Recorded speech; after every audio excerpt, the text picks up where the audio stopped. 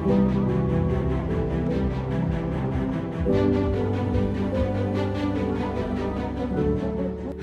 কালো ও লাল পতাকা, পরনে কালো চাদর এক নারী স্লোগান দিচ্ছেন, অনুপ্রবেশকারী বেইমান আরাঘচির মৃত্যু হোক। অন্যদিকে আরেক বিক্ষোভকারী স্লোগান দিচ্ছে, আপোষকারী পদত্যাগ করো বলে।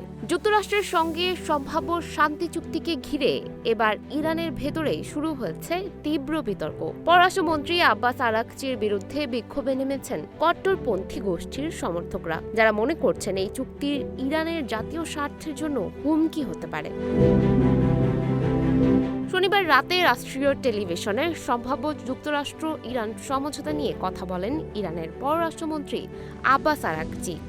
তার বক্তব্যের পরপরই উত্তর পূর্বাঞ্চলীয় শহর মাশহাদে পররাষ্ট্র মন্ত্রণালয়ের কার্যালয়ের সামনে বিক্ষোভ শুরু হয়। সামাজিক যোগাযোগ মাধ্যমে ও স্থানীয় সংবাদ মাধ্যমে প্রকাশিত ভিডিওতে দেখা যায়, বিক্ষোভকারীরা আরাঘচির পদত্যাগ চায় এবং আপোষকারীর মৃত্যু হোক বলে স্লোগান দিচ্ছেন। বিক্ষোভকারীদের অভিযোগ, যুক্তরাষ্ট্রের সঙ্গে আলোচনায় ইরান অতিরিক্ত ছাড় দিচ্ছে। বিশেষ করে হরমুজ প্রণালীকে কেন্দ্র করে তেহরানের কৌশলগত প্রভাব কমে যাওয়ার আশঙ্কা প্রকাশ করছেন তারা।